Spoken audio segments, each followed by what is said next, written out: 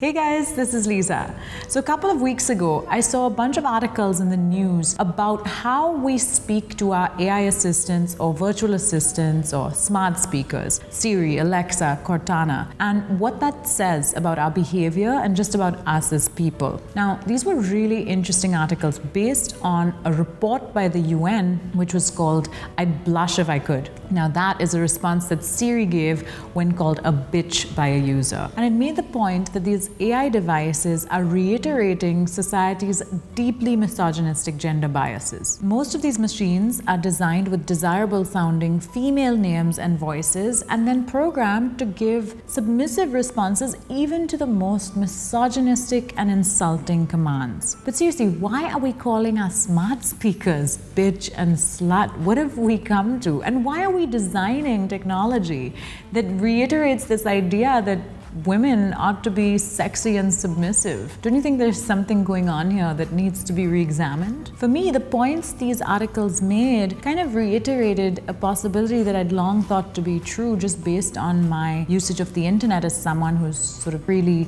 sharing my opinions out there, because I've always been struck by just what drives anonymous trolls. I mean, how can someone sit there who doesn't even know me and spew hate? The fact that millions of human beings do this every day and that we're even willing to troll our smart speakers, doesn't that say something about us as people and about what technology is doing to us, what sort of behaviors it's making us susceptible to? I think we really need to think about this stuff. And so I'm sorry if this video sounds a bit like a rant, but several things came to mind when I just asked myself this question: is technology making us better or worse people? And I feel like that's really a choice we have, and it's also a choice tech companies have, and we've got to make the right choice. So hear me out. We've long known that unfortunately human beings are capable of some pretty terrible things when they can escape accountability. Does technology not manipulate this aspect in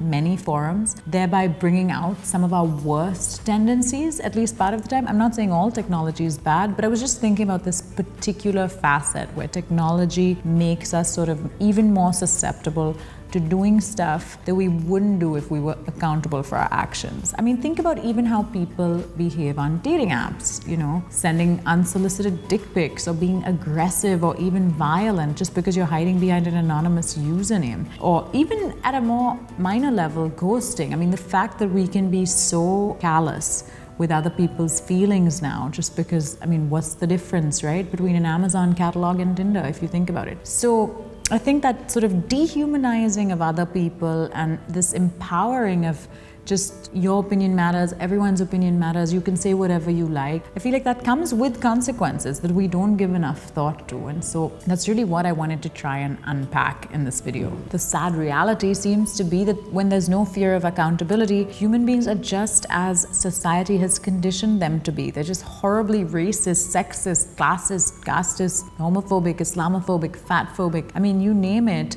and all the prejudices that society has worked so hard to ingrain within each of our heads, even if we ourselves don't comply with society's norms. You just see that like in full force on the internet. I mean, have you ever been on Twitter? You can even just stay here on YouTube, look at the comment sections and even some of the videos that are being made for evidence of what I'm saying. So why did we come to this? Why is there so much hate out there? And should technology be amplifying these really sort of sad and despicable elements of the human condition? Or should technology be helping us be better versions of ourselves? Sometimes the hate can seem like the most apparent sort of side effect. And so I just think we should be more conscious on a minute-to-minute basis, because we use technology all the time, right? Devices have become this sort of inextricable part of our everyday life, and it's really worth thinking about the impact they're having on our behavior. We're sort of programmed not only to hate each other,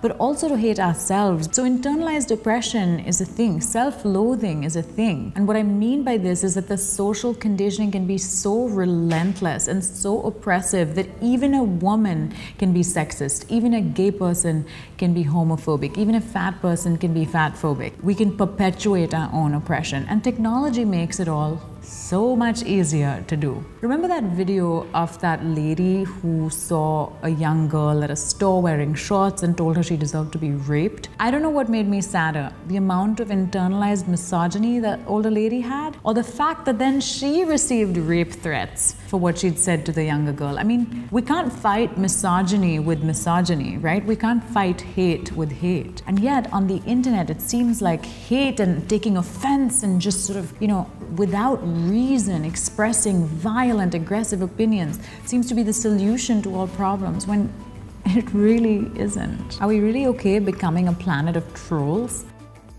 How can we use technology to change this instead of allowing it to expand our capacity for hate? I'm going to talk also about what I think of as the solution, but before I get there, there's one more important point I just want to quickly make. For the people who say and do whatever they like without thinking about the consequences, just from the comfort of their couch under an anonymous username or whatever it is that you're doing, it's worth remembering that data is the most powerful currency of the modern age, right? You think no one's watching, but really you're always being watched. And you're willingly sharing your data all the time. We all are, right? So privacy is an illusion. I mean, think about the number of big ticket data leaks that we've already seen in the last decade. What comes to mind to me immediately is the Ashley Madison data leak. Ashley Madison was a website for people looking to have an affair, married people looking to have an affair. And you can just imagine the amount of trouble that caused when all those usernames and, private information about people who had logged in with that service became public. So you're never really safe. Although I don't think that's the most compelling reason to be on your best behavior. It's not from fear of being watched that we should seek to be kind and compassionate on the internet. I think the real reason, and that is the much more compelling reason, even though privacy is a legitimate concern, the much more compelling reason is because human beings also have the most incredible capacity for compassion and empathy, and technology can also expand that. Hate is just the easier and more obvious way that we can express ourselves because we're resistant to change and resistant to accepting differences. But if we allow ourselves to share and allow ourselves to, stand in someone else's shoes for a moment, the joy that can bring, the joy of sharing honestly, vulnerably, empathetically, is so much greater than any kind of, momentary satisfaction you might get from putting someone else down. And so it's really up to us to choose. Why not work towards a new social conditioning where empathy and compassion are the default settings? Why not be the best versions of ourselves, or at least try to move in that direction, both on our devices and in real life? As consumers of technology, shouldn't we also be able to hold the creators of technology, the tech companies, more accountable so we can have more ethical technology? Shouldn't we be asking the tough questions such as, do we really want the unregulated data collection of today to be able to fuel and establish totalitarian states of tomorrow? Are the millions of gigabytes of Instagram photos uploaded every day really worth the carbon dioxide emissions of their data centers? What if Alexa and Cortana and Siri and all of these artificial intelligence assistants were actually gender neutral? Or what if they said something like, that is unacceptable, when someone said something rude or racist or sexist or whatever it is? These are choices that tech companies can also make to try and ensure that technology is making us better people and making a positive impact on the planet, rather than the opposite of that. What if technology companies had to ensure that tech took into consideration the user's well-being, the user's privacy, the mental health of the user, as well as the sustainability and sort of environmental impacts of their products before releasing them?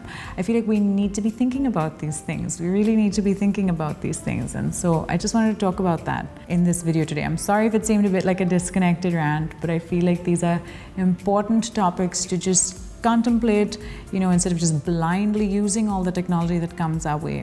Got to think about what it's doing to us, what it's doing to the planet, and how we can ensure that the end result is as positive as possible. How about we try and cultivate a greater sense of accountability and integrity in our lives, both online and offline? You can start by leaving a kind comment on this video. I hope that you liked this video. Please give it a big thumbs up if you did. Don't forget to share it. Follow me on social media. I'd love to hear from you, and I'll see you next time. Bye.